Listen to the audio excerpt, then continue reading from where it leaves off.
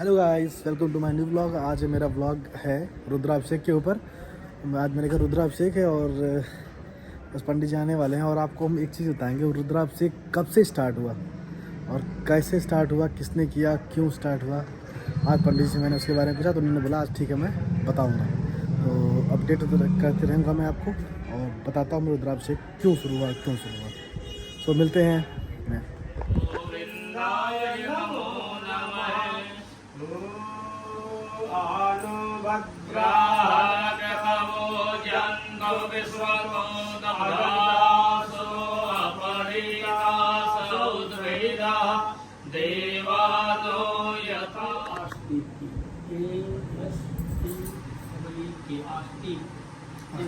जैसे आप कहीं दे हो आस्तिक की तो सांप की हैसियत लेके आपका उड़ जाएगा, छू नहीं सकता, करते ही सांप आपका जय आस्तिक की जय आस्तिक की बढ़ जाएगा और इतनी दूर चला जाएगा फिर आपको छू नहीं सकता। आस्तिक मुनि ने ही सर्पों की रक्षा किया, तभी तो सांप आस्तिक नहीं हुए।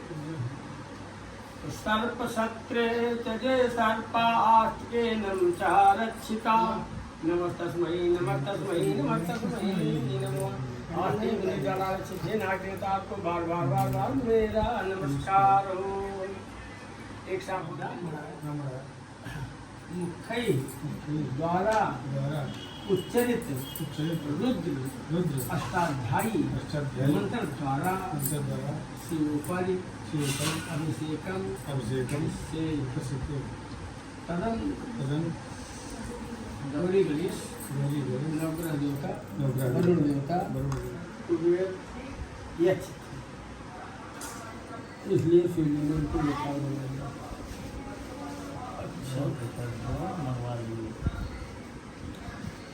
अब कुछ हम दो बातें आपसे निवेदन करेंगे, आप लोग जानते हैं। आप लोग जैसे दो तीन काम आप बदलाव करिए। पहला काम बदलाव करिए कि आप शिव मंदिर पर जाते हैं, किसी मंदिर पर, तो शिव पिंडी के ऊपर ही सब कुछ नहीं होती, किसी देवता के सर पर कुछ नहीं होती, कुछ भी नहीं होती। जैसे आपके घर कोई आता है तो आपके सर की पूजा करता है, सर छूता है और तो आपका पैर छूता है, सर को छूता नहीं।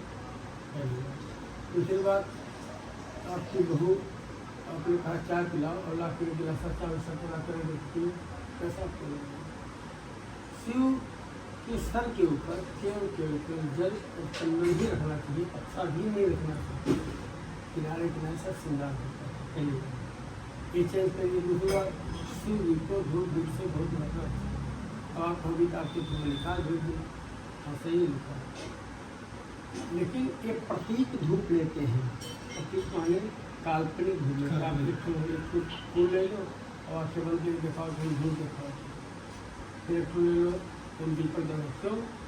उसका कारण है कि जैसे धुआं लगेगा, शिव जी पहली बार शिव जी के अभिषेक का सूरज को बताएंगे ही, ये शिव जी को गर्मी बहुत है, धुआं बर्दाश्त नहीं कर पाते।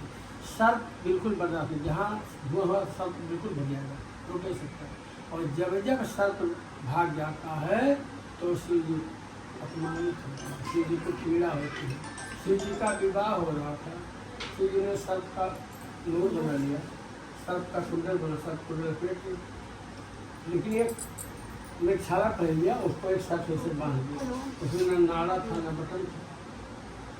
जब गए बारात में तो सारे लोग नाचने लगे, देवता भगवान विष्णु ने बुला गया, उतर पड़े गर्व से, सब अपने मोर से तो लगा नाचे, कहीं यहाँ का नाचो वहाँ नाचो, जहाँ बोला वहाँ जाओ, तो जब वहाँ नाचे तो सारे सब भग गए। जैसे मोर ने फल फैलाया, सापन साफ भग सब भग गए। सिंधी के नहीं भैया आप लोग भागे, जो बांधे रहे, लेकिन आप लोग भागे और भगवान विष्णु चाहते वो भागे। चलाया फिर थोड़ा, फिर भगवान ने कहा वहाँ जाओ, वो भी भग गए, और जब भगा सांप तो शिव जी दिगंबर हो गए। तो इसलिए सर्प ये जो आपसे क्या मतलब होता है, देखिए देखा कराया हुआ, देखिए देखा नहीं इसका आपसे भी सवाल पूछा जा सकता है कि 5 लीटर दूध आप दो गिरिगेट लड़के भेजे पीने का बर्बाद किए क्या लाभ पाया खाली दिखाती बर्बाद की तो अपना दिमाग में डाल सही करता हमने गलत किया, सही नहीं है। जैसे मैं सवाल करूँ आपसे कि रामायण किसने लिखा, तो क्या उत्तर आपका होगा?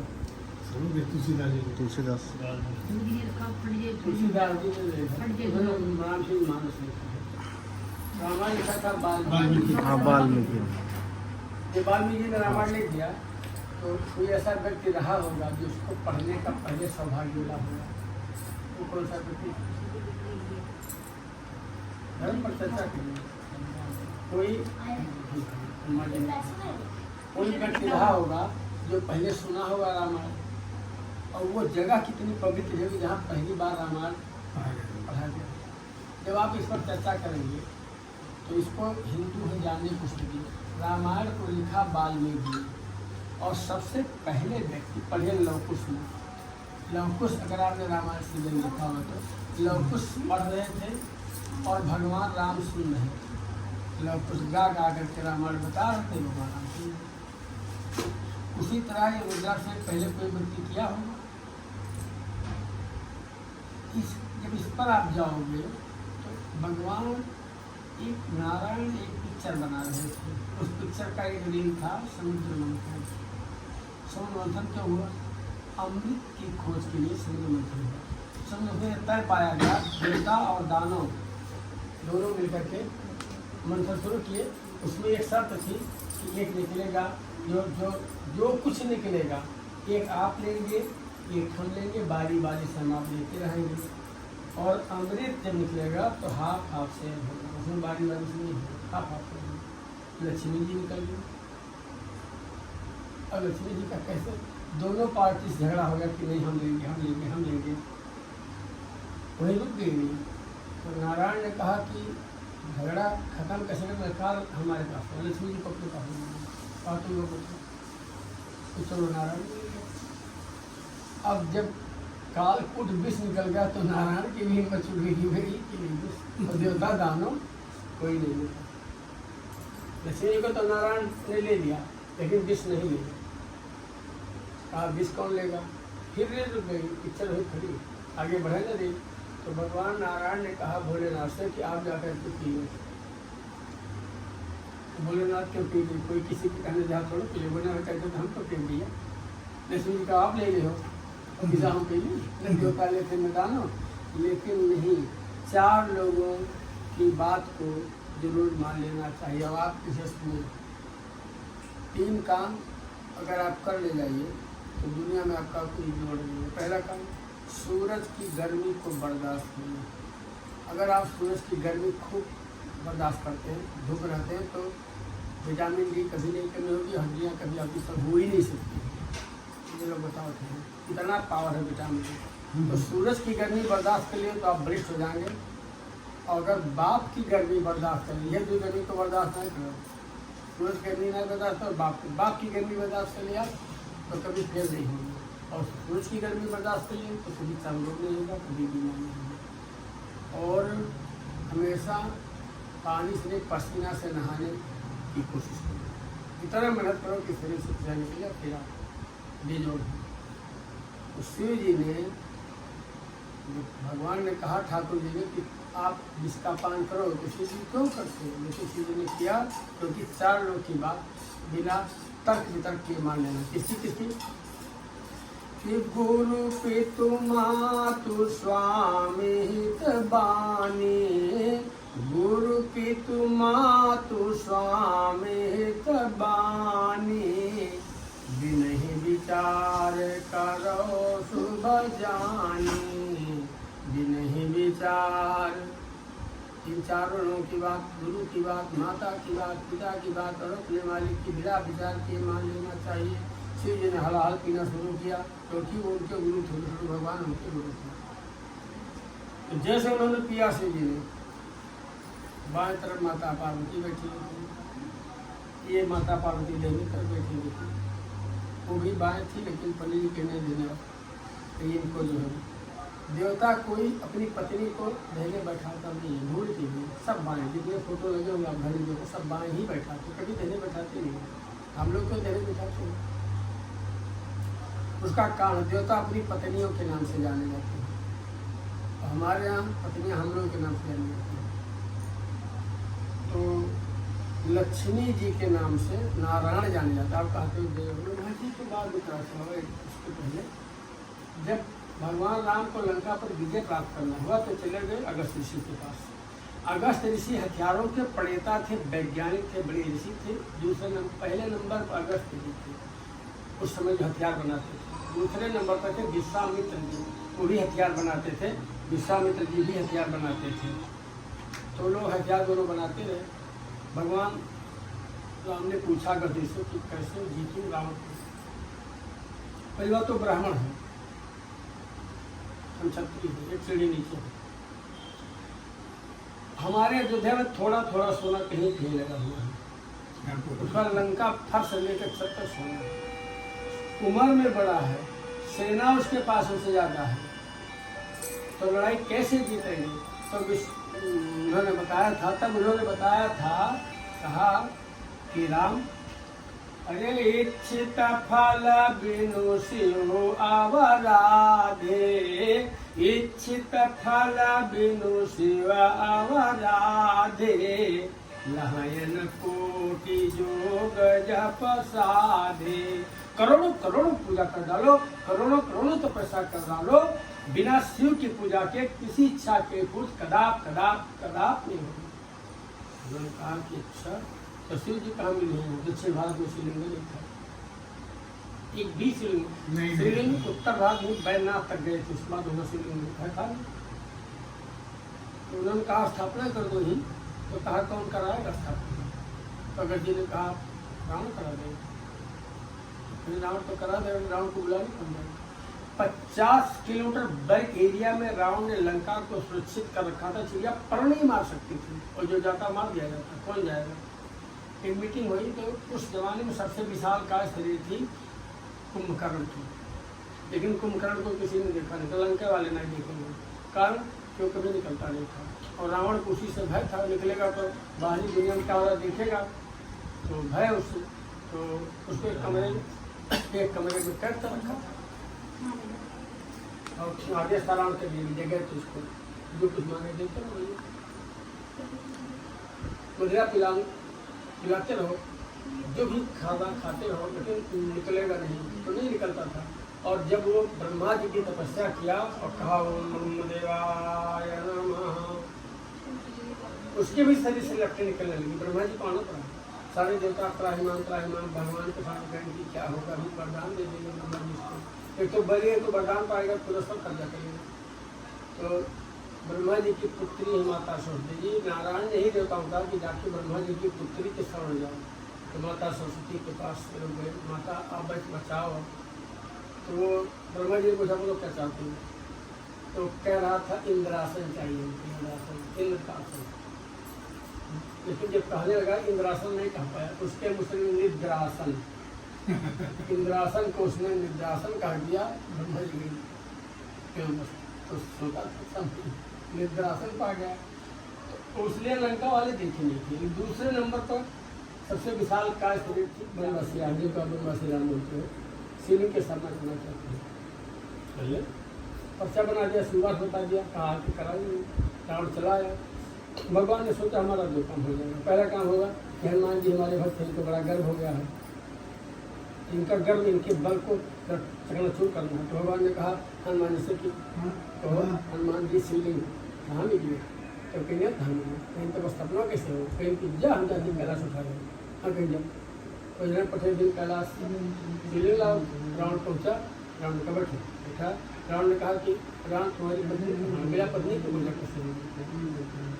तो कहीं आचार तो आपको, हमारे यहाँ आचार है, हमारी पत्नी हमारे पास नहीं है और पूजा आपको कराना। अब आप बताओ कैसे होगा, हम क्या करें? और हमारी पत्नी जहाँ आपको पता है। तो रावण विमान बैठा राम के बगल में से बैठ के पूजा कराई। लेकिन नियम कानून इतना पक्का था कि वो वापस गए विमान। जैसे मानो के घर की लड़कियाँ अभी शादी हो जाए, तय हो जाए कि हम मार्च में करेंगे शादी, मान लो तय हो तो 6-7 महीने लड़की उसके घर नहीं जाती है। ये नियम कानून है कि शादी बाद में जाएगी, चाहे इसी मोहल्ले में ही कौन लड़की जाएगी नहीं। कैसे नियम कानून था, पिताजी को बैठा के पूजन कराया। पूजन का स्थापना कर दिया तो कहा शिवलिंग कहाँ है, तो पार्थिव बना दिया राम ने, कहा पार्थिव करा दो। और ये पार्थिव कराए तो लिखी गोस्वामी जी की लिंग था विधिवत कर पूजा, लिंग था विधिवत कर पूजा, शिव समान प्रिय मोहिन दूजा। नारद जी पहुँच गए, कहें कि बधाई हो भगवान, कहीं क्या बात कहेंगे, शिव जी का स्थापना कर दिया दक्षिण भारत में, कहीं नमोन का काम है नारद जी, कहीं रामेश्वर, कहीं मतलब। तो भगवान राम ने कहा कि रामेश्वर का मतलब कि राम के जो ईश्वर हो वही तो रामेश्वर है, मतलब शिव जी हमारे ईश्वर रामेश्वर। और शिव समान प्रिय मोहिन दूजा, और रावण को भोजन कराया कि विप्रजमाय दिन दाना, शिव अभिषेक करें विधि नाना। उन्होंने दूध से अभिषेक किया, शाह से अभिषेक किया, मट्ठा से अभिषेक किया, मैंने सबसे किया, और लास्ट में सरसों के तेल से किया। तो उनके सारे काम हो गए। भगवान को उसी देश से हम लोग भी अभिषेक करें शुरू कर दिए। तो जो होशियार होता है आपकी तरह 500 मिनट सबसे करता है, 45 सेकंड। आपको पुत्र भी चाहिए, धन भी चाहिए, और निरोगी भी चाहिए, सब भी नाश्ता सब कुछ चाहिए आपको, लिए सब कुछ से कराते हैं। शिव जी को पूछा, नारद जी ने क्या नाम बताया आपने, कि रामेश्वर नाथ, मतलब राम के ईश्वर, बता आपकी ईश्वर शिव के नाम।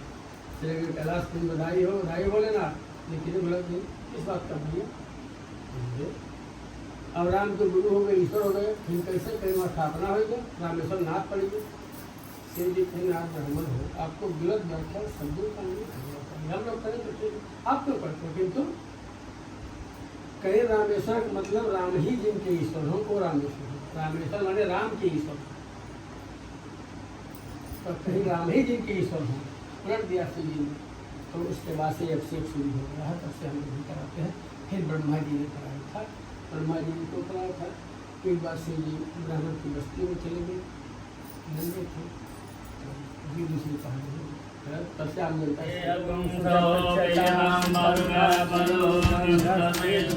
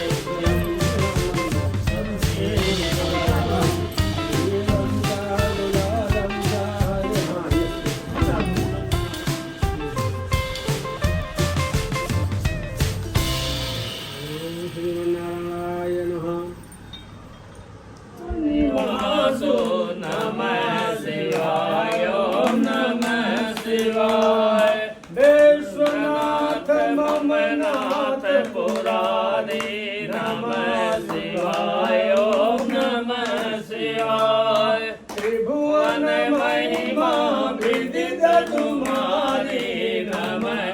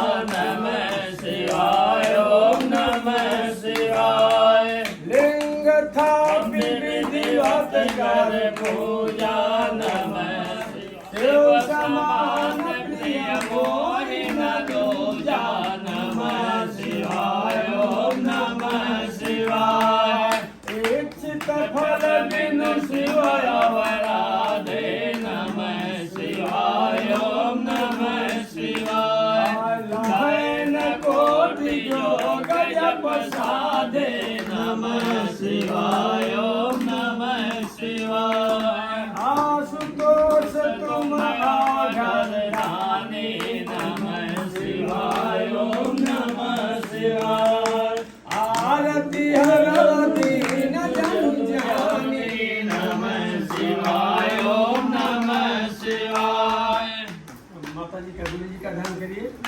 जय जय गिरिवर राज किशोरी नमः शिवाय ओम नमः शिवाय। जय महेश मुख चंद चकोरी नमः शिवाय ओम नमः शिवाय। जय गजबदन खड़ानन माता नमः शिवाय ओम नमः शिवाय। जगत जननी दामिनी नुति गाता नमः शिवाय ओम नमः शिवाय। नहिता आदि मध्य अवसाना नमः शिवाय ओम नमः शिवाय। मयि भाव वेद नहीं जाना नमः शिवाय ओम नमः शिवाय। भाव भाव विभाव पराभवकारी नमः शिवाय ओम नमः शिवाय।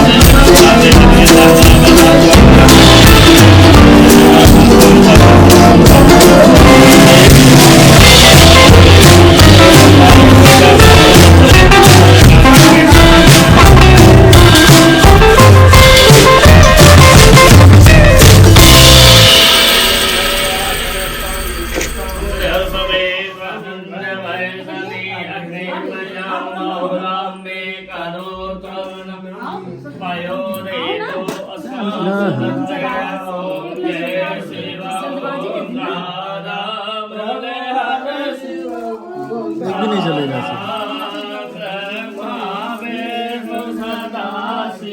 बोले बोले नाथ सदा शिव अरे धांगी धारा ओम हरे हरे हरे महादेव एकानन चतुर नन पंचानन राजे।